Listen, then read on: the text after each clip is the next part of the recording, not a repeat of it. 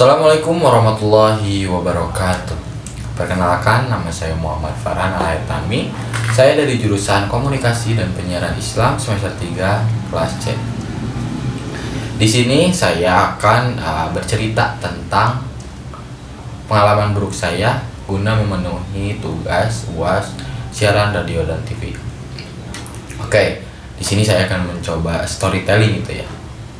Di mana storytelling tersebut bercerita tentang pengalaman buruk saya, pengalaman pribadi yang buruk gitu bagi saya. Jadi waktu itu tuh karena sebelumnya saya juga pernah SMP, dan kebetulan saya ketika SMP itu sambil sekolah sambil mondok gitu, dan sistem pondok saya tuh salafi gitu, jadi sekolah sama pondok tuh beda gitu. Nah ketika itu seingat saya waktu itu hari Rabu, karena di hari Rabu di pondok pesantren itu ada sedikit senggang waktu atau libur, bisa dikatakan libur gitu, cuma setengah hari sampai sore. Nah waktu itu saya memilih untuk tidak sekolah karena saya dan teman-teman berencana untuk pergi ke Tasik. Bukan tanpa alasan saya pergi ke Tasik pun untuk membeli kitab-kitab atau buku-buku yang harus segera saya punya untuk untuk belajar di tahun ajaran selanjutnya gitu. Singkat cerita, karena rencananya saya ingin ke Tasik gitu, dan teman-teman saya beserta 5 orang teman saya, saya pun ke Tasik dengan bukan dengan kendaraan umum, bukan dengan kendaraan pribadi, tapi saya karena di sana itu terletak jadi pesantren saya itu terletak di pinggir jalan raya, dan di mana jalan raya tersebut adalah jalur provinsi gitu. Saya dan teman-teman saya nekat untuk BM gitu, berani mati. Kalau dideskripsikan tuh, jadi BM itu saya dan teman-teman meminta tumpangan kepada truk ataupun fuso ataupun pick up yang sedang melintasi jalur provinsi tersebut. Dan singkat cerita, saya pun mendapatkan satu mobil pick up yang bersedia untuk mengangkut kami, dan alhamdulillahnya saya dan teman-teman diantarkan langsung ke Tasikmalaya gitu, tepatnya ke tempat tujuan saya dan teman-teman, yaitu di Indihiyang. Nah ketika sampai di sana, saya dan teman-teman pun ya, karena waktu itu remaja gitu, remaja kan sukanya itu mencari sensasi atau mencari hal-hal baru. Dan waktu itu saya dan teman-teman tuh baru mulai nakalnya tuh dalam segi rokok gitu.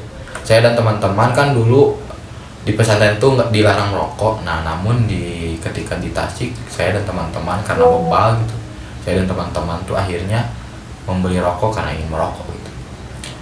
Dan membeli rokoknya pun saya dan teman-teman tuh memilih di Alfamart gitu, karena berikut dengan ingin membeli minumannya gitu. Ketika saya dan teman-teman mengantri di kasir, di depan saya tuh ada seorang ibu-ibu yang sedang berbelanja gitu, dan akan membayar belanjaannya tersebut, ditemani seorang anaknya gitu, ibu-ibu dan seorang anak seumur 3-4 tahunan gitu, yang masih polos-polos gitu. Nah sebelumnya saya emang melihat si ibu tersebut membawa kantong, tapi kantongnya terbuka gitu. Ya saya tidak menghiraukan itu gitu, saya pribadi dan teman-teman tidak menghiraukan itu. Nah ketika si ibu hendak membayar uang belanjaannya tersebut, ternyata dompetnya hilang gitu. Tak tahu kenapa gitu, sontak si ibu pun langsung panik, dan tanpa pikir panjang si ibu pun langsung menuduh saya sebagai pencuri dompet tersebut. Nah ketika itu saya dan teman-teman kan merasa bingung juga gitu. Saya cuma ingin membeli rokok dan minuman gitu, kok saya langsung dituduh gitu. Padahal mungkin sebelumnya gitu, tanpa saya sadari gitu, karena mengantri gitu, saya sempat menyenggol ibu tersebut gitu. Nah ketika itu sontak suasana langsung rusuh gitu. Ibu itu dengan caci makinya menuduh saya sebagai pencuri, dan sontak si kasirnya pun ingin melerai kami dan membawa kami keluar gitu. dan di luar saya dituduh sebagai pencuri. Sontak mengundang warga sekitar yang berada di sana gitu, termasuk tukang ojek, tukang parkir gitu. Beberapa pedagang pun sontak memperhatikan kami gitu. Di sana saya dihakimi oleh warga-warga tersebut, dimana ya saya sedikitnya mendapatkan pukul, saya dan teman-teman mendapatkan pukul, dan yang paling parahnya itu saya mendapatkan suntikan rokok yang menyala ke dalam perut saya gitu. Bisa dilihat di sini ada masih ada bekasnya sampai sekarang gitu. Di sana saya dan teman-teman tuh merasa panik gitu, bingung gitu. Ya nggak tahu kenapa gitu, kejadian itu berlalu secara cepat gitu, hingga kami babak belur, dan tidak babak belur parah. Akhirnya pihak dari supermarket itu melerai kericuan tersebut, yang dimana pihak supermarket mengajukan bahwasanya agar ada bukti CCTV yang ada di supermarket itu bisa dicek dulu gitu. Nah ketika dicek, si ibu itu pun sambil memandang sinis kepada saya, si ibu itu pun akhirnya ikut untuk mengecek CCTV, dan warga sekitar yang ada di sana tuh menjaga kami supaya tidak kabur gitu, menjaga saya dan teman-teman saya. Bingung gitu kan saya, karena memang pada saat itu saya tidak membawa handphone, emang dilarang juga kan di pondok pesantren. Saya berikut teman-teman tidak membawa handphone, bingung harus memberitahu siapa terkait kasus ini. Dan di sana ketika ada sejam saya menunggu dan teman-teman dengan babak belur di wajah dan di badan kami, si ibu pun balik dan mengangkat telepon gitu, keluar serta mengangkat telepon, dan terdengar oleh kita semua bahwasannya dompet yang hilang itu ada di rumah, terselip di antara sofa yang ada di rumah ibu tersebut. Sontak itu menjadi kemarahan tersendiri bagi saya dan teman-teman saya. Teman saya sampai emosi, sampai menangis gitu karena dia sudah babak belur. Dan si ibu tersebut dengan rasa malu dan rasa penyesalannya, sontak juga dia menangis. Bingung kan saya pribadi juga. Di sisi lain saya tidak menerima diperlakukan seperti ini. Di sisi lain juga gitu, saya kasihan terhadap ibunya. Mungkin si ibunya udah tua dan pelupa gitu, tapi karena keegoisan dan tanpa pikir panjangnya tersebut membuat saya kesal gitu.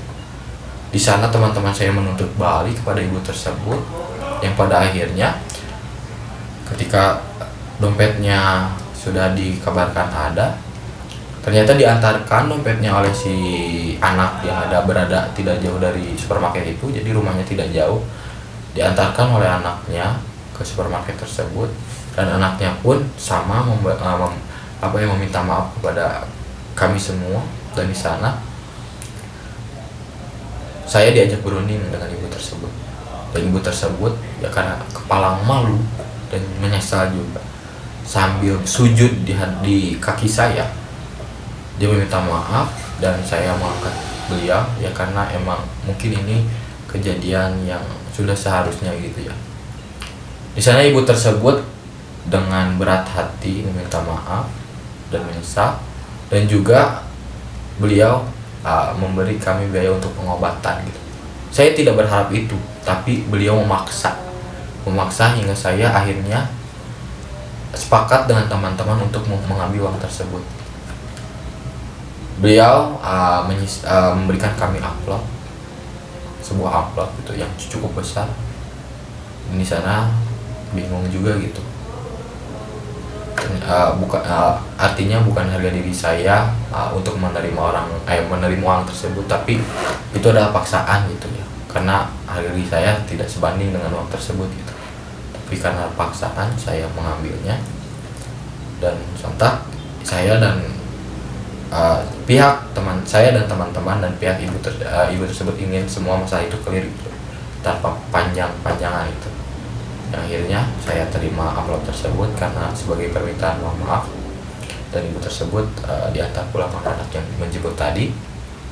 Dan di sana saya dan teman-teman membuka amplop tersebut, dan dahsyat, amplop tersebut berisi uang sebesar 6 juta, yang dimana kalau bisa dibagi gitu bisa 1 juta per orang dari saya dan teman-teman saya. Di sana saya merasa konyol gitu dengan muka dan badan yang babak belur. Saya menerima uang sebesar 6 juta. Dan di sana ada rasa bahagia dan rasa bingung juga gitu. Tapi di sana saya dan teman-teman memutuskan untuk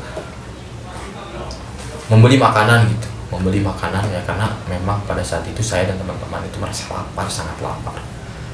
Ketika itu saya sedang berjalan menjauh dari supermarket dengan tatapan para warga yang melihat kejadian tersebut. Sontak ada seorang pedagang bakso tahu yang menghampiri para berlawanan dengan saya dengan suara khas bakso tahu gitu ya. Tok tok tok tok. Pedagang tersebut semakin mendekat gitu. Tok tok tok tok. Semakin mendekat, dan sialnya ternyata suara tok tok tok tersebut bukan dari pedagang bakso tahu, melainkan dari pihak keamanan pesantren yang sedang membangunkan saya. Dan ternyata uang 6 juta tersebut hanyalah mimpi. Kisah tersebut hanya mimpi saya pribadi.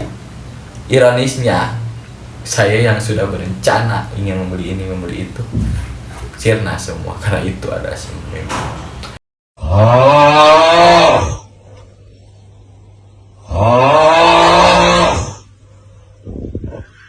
Mungkin sekian yang bisa saya sampaikan.